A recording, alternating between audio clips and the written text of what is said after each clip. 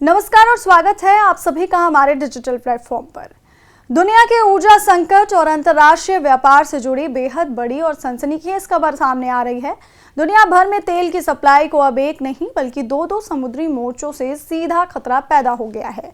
एक तरफ जहां ईरान और अमेरिका के बीच बढ़ते तनाव के चलते स्ट्रेट ऑफ हॉर्मुज में हालात पहले से ही संवेदनशील बने हुए हैं, तो वहीं दूसरी तरफ लाल सागर यानी रेड सी और बाब अल मंडेब में हूती विद्रोहियों ने सऊदी अरब के खिलाफ एक नया और खतरनाक मोर्चा खोल दिया है।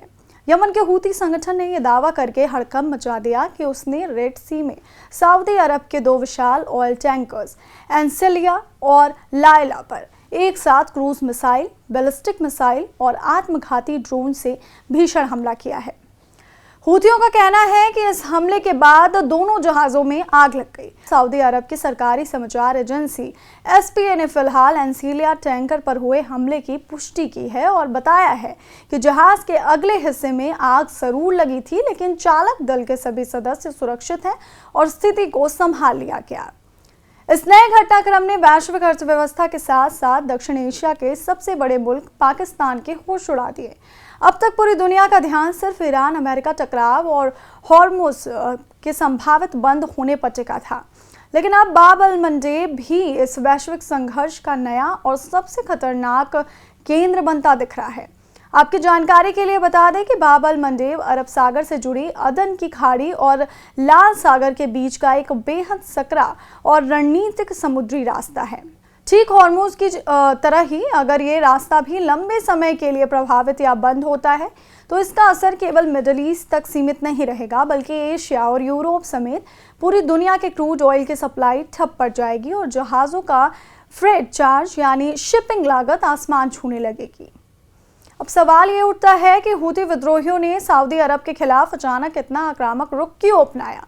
अल जजीरा की रिपोर्ट में सना के वरिष्ठ पत्रकार हुसैन अल बुखैती के हवाले से बताया गया है कि भले ही साल 2022 में सऊदी अरब और हूतियों के बीच एक रोड मैप समझौता हुआ था, लेकिन इसके बावजूद हूती नियंत्रित होदेदा बंदरगाह पर जहाज़ों की सामान्य आवाजाही बहाल नहीं हो सकी। इसके अलावा यमन के तेल और प्राकृतिक गैस से होने वाले राजस्व का हिस्सा हूती नियंत्रित इलाकों तक नहीं पहुंचा, जिससे वहां आर्थिक संकट गहराता चला गया। यमन की लगभग 70% आबादी हूती प्रभाव वाले इलाकों में रहती है और इस वजह से स्थानीय स्तर पर दबाव बढ़ने के बाद हूतियों ने सऊदी अरब के कॉमर्शियल जहाज़ों को निशाना बनाकर यह जवाबी कार्रवाई शुरू की। इस पूरे विवाद में सबसे ज्यादा दुविधा और धर्म संकट की स्थिति में पाकिस्तान फंस गया है। हूतियों के हमले के तुरंत बाद पाकिस्तान के विदेश मंत्रालय ने सऊदी अरब के पक्ष में कड़ा और आधिकारिक बयान जारी किया। पाकिस्तान ने कहा कि रेड सी में वाणिज्यिक जहाज़ों पर हमले क्षेत्रीय सुरक्षा, समुद्री आवाजाही की आज़ादी और वैश्विक व्यापार के लिए बड़ा खतरा है और उसने सऊदी अरब की सुरक्षा, संप्रभुता और क्षेत्रीय अखंडता के प्रति अपनी प्रतिबद्धता दोहराई है। लेकिन इस बयान के पीछे पाकिस्तान की एक बहुत बड़ी मजबूरी और सैन्य बाध्यता छिपी है। दरअसल पिछले साल ही पाकिस्तान और सऊदी अरब के बीच एक बेहद अहम डिफेंस पैक्ट यानी रक्षा समझौता हुआ था। इस पैक्ट के तहत अगर सऊदी अरब पर कोई सीधा हमला होता है तो पाकिस्तान को उसकी रक्षा के लिए सीधे युद्ध के मैदान में उतरना पड़ सकता है। अब सबसे बड़ा यक्ष प्रश्न ये है कि अगर हूती विद्रोहियों के हमले इसी तरह जारी रहते हैं तो पाकिस्तान का अगला कदम क्या होगा। क्या इस्लामाबाद केवल बयानों तक सीमित रहकर कड़ा विरोध दर्ज कराएगा या फिर सऊदी अरब के दबाव में किसी प्रत्यक्ष सैन्य कार्रवाई के लिए अपनी सेना भेजेगा। अगर पाकिस्तान सीधे सैन्य एक्शन का रास्ता चुनता है तो वो ना चाहते हुए भी यमन हूती के उस दलदल में खिंच जाएगा जिससे वो दशकों से खुद को दूर रखने की कोशिश करता आया है। इसके अलावा पाकिस्तान के अंदर भी इस मुद्दे पर एक राय नहीं है।